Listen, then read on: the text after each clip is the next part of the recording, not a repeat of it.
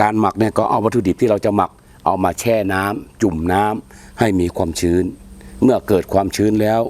จุลินทรีย์ก็จะมีที่อยู่และมีการขยายตัวมากขึ้นขยายตัวมากขึ้นก็ช่วยกันย่อยสลายมากขึ้นปุ๋ยของเราก็จะย่อยสลายไวนั่นเองครับท่านผู้ชมครับ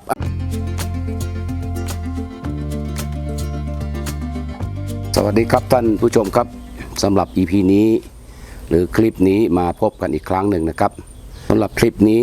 นะครับก็จะไม่แนะนำวิธีการทำให้ปุ๋ยหมักย่อยสลายไวปุ๋ยหมักนี่โดยปกติเนี่ยจะทำยังไงก็แล้วแต่ถ้าทำเป็นกองเป็นตะกร้าเป็นเข่งเป็นอะไรต่างๆเนี่ย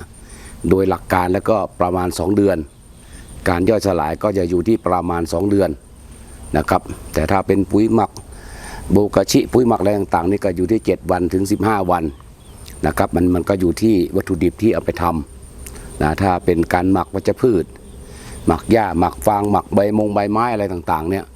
นะครับโดยหลักการแล้วจะต้องมีระยะเวลาประมาณ2 เดือนโดยประมาณนะครับถ้าใครหมักได้1 เดือนหรือ1 เดือนครึ่งนี่ก็แสดงว่าเจ้าของมีการเอาใจใส่ดีนะครับก็วัตถุดิบวันนี้ก็จะมีอยู่2 อย่างที่จะมาทำสาธิตให้ดูอันที่1ก็จะเป็นพืชสดพืชสดก็จะมีพวกใบตะไคร้แล้วก็ใบผักกูดหน่อกล้วยนะครับที่เมื่อวานได้ตัดแต่งในสวนทำความสะอาดแล้วก็เก็บเอามากองแล้วก็มาสับเป็นชิ้นเล็กๆนะครับสับชิ้นเล็กๆไว้ตรงนี้ส่วนที่2ก็จะเป็นฟางวันนี้ไม่มีหญ้าแห้งไม่มีใบไม้ก็ใช้ฟางนะครับก็จะมาสาธิตให้ท่านผู้ชมได้ดูว่าวิธีการทำปุ๋ยหมักทำอย่างไรให้ปุ๋ยหมักได้ย่อยสลายได้ไวที่สุดเดี๋ยวมาชมกันตรงนี้ครับท่านผู้ชมครับเทคนิคที่จะทำให้ปุ๋ยหมักเราย่อยสลายได้ไวได้เร็วนะครับไวนะไม่ต้องหมักนานถึง2 เดือนเนี่ยถ้าเป็นพวกหญ้าแห้งฟางแห้งนะเทคนิคง่ายๆครับท่านผู้ชมเราก็ควรจะเอาพวกวัตถุดิบที่เราจะมาหมักนะครับเอามาแช่น้ำก่อนครับท่านผู้ชมเอามาแช่น้ำให้วัตถุดิบที่เราจะหมักเนี่ยมีความเปียกชื้นเนาะมีความเปียกชื้นอันที่1นะครับมีความเปียกชื้นก่อนนะแช่ไว้แบบนี้ท่านผู้ชมครับแบบนี้นะให้มีความเปียกชื้นมีความชุ่มฉ่ำนะมีความชุ่มนะน้ำได้ซึมเข้าไปใน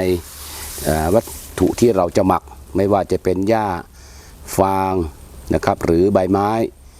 ในส่วนใบไม้นี่อาจจะ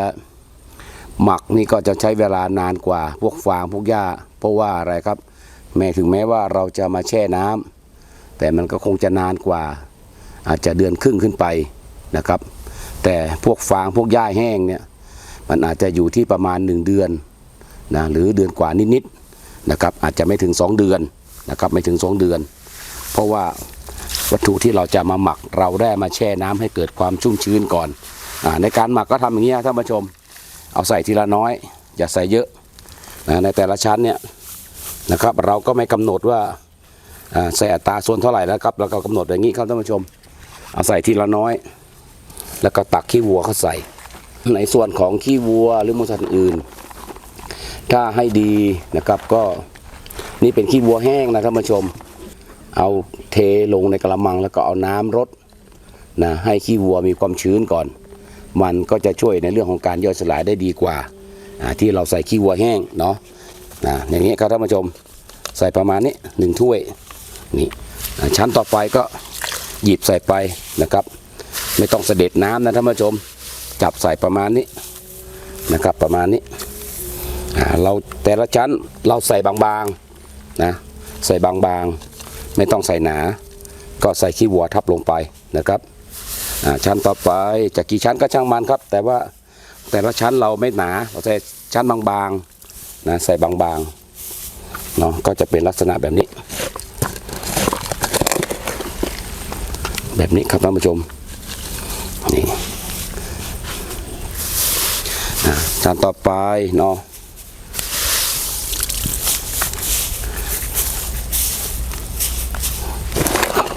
แล้วก็ตักขี้วัวใส่แบบนี้แหละครับท่านผู้ชมเกลี่ยใส่แบบนี้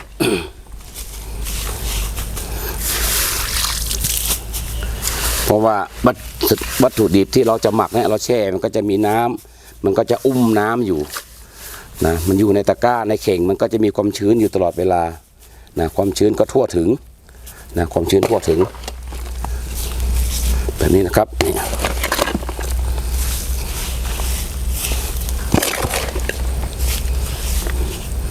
ใส่ อีกชั้นหนึ่งปิดหน้ามัน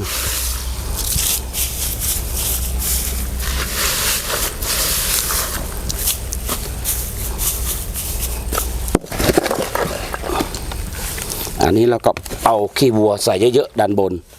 นะครับปิดหน้าด้านบนแบบนี้ครับท่านผู้ชมต่อไปวิธีที่ 2ก็เป็นการหมักพวกพืชสดในตัวพืชสดเนี่ยมันก็จะมีความชื้นอยู่ในตัวอยู่แล้วนะครับท่านผู้ชมจะเอามาแช่น้ำก็ได้ไม่แช่น้ำก็ได้นะครับถ้าอยากให้มันมีความชื้นเพิ่มก็เอาแช่น้ำอีกนะแช่น้ำลงไปอีกนะครับนะแช่น้ำหรือชุ่มหรือชุบน้ำลงไปให้วัตถุดิบที่เราจะหมักมีความชื้นเพิ่มเข้ามาอีกนะครับ แบบนี้ครับท่านผู้ชมวิธีการทำก็เหมือนกันเหมือนกับการหมักฟางเมื่อสักครู่นะครับก็ทำแบบนี้ใส่ไปกองเล็กๆแล้วก็ตักขี้วัวใส่ลงไปนะครับเนาะแบบนี้ครับท่านผู้ชมเราก็แต่ละชั้นเราก็ใส่บางๆเนาะใส่บางๆก็ขี้วัวใส่ลงไปแบบนี้โดยประมาณนั้นนะครับท่านผู้ชมกะเอาว่าเราจะใส่หนาใส่บางขนาดไหนกะเอานะครับแบบนี้แล้วก็เสร็จก็ต่อชั้นต่อไปเลย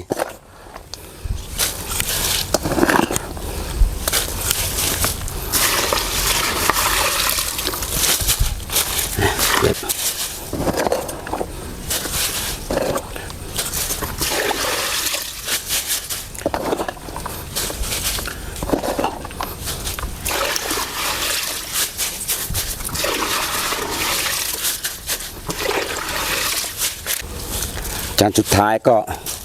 เอาปุ๋ยคอกนะครับโปะหน้าไว้แบบนี้ท่านผู้ชมนะครับเสร็จเรียบร้อยทั้ง2อย่างนะครับในการหมักปุ๋ยหมักที่ใช้วัตถุดิบที่มันเป็นวัตถุดิบแห้งกับวัตถุดิบที่มันเป็นพวกพืชสดเอามาหมักก็ทั้ง2อย่างผมได้แช่น้ำให้ดูทั้ง2อย่างนะส่วนพืชสดถ้าไม่แช่ก็ได้เพราะว่ามันมีน้ำอยู่ในตัวมันแล้วถ้าเราอยากจะเพิ่มความชื้นในตัววัตถุดิบที่เราจะหมักก็เอามาจุ่มน้ำหรือแช่น้ำก่อนที่จะหมักอันที่2ขี้วัวที่เราจะมาทำการหมักก็ควรจะเอาเทใส่กระมังแล้วก็เอาน้ำราดคลุกเคล้าให้มีความชื้นนะให้ขี้วัวเปียกมีความชื้นดูดน้ำเข้าไปอันนี้ก็จะช่วยทำให้ปุ๋ยของเราย่อยสลายได้ดีปัจจัยในเรื่องของการทำปุ๋ยหมักให้ย่อยสลายได้ไวที่สุดนะปัจจัยที่1ก็ตัวเราตัวเจ้าของปุ๋ยนะครับว่าเมื่อทำปุ๋ยไปแล้วมีความใส่ใจกองปุ๋ยดีขนาดไหนความใส่ใจก็คือมาดูแลเรื่องความชื้นมารดน้ำสม่ำเสมอนะรดน้ำสม่ำเสมอกองปุ๋ยเรามีความชื้นตลอดเวลาอันที่2เมื่อความชื้นมีดีแล้วขี้วัวก็จะมีความชื้นเมื่อขี้วัวมีความชื้นวัตถุดิบมีความชื้น จุลินทรีย์ก็ทำการขยายตัวนะครับขยายตัวเพิ่มจำนวนขึ้นมากๆขึ้นเยอะๆนะเยอะขึ้นเมื่อจุลินทรีย์เยอะขึ้นมันก็จะช่วยกันย่อยสลายได้ไวขึ้นนะครับได้ไวขึ้น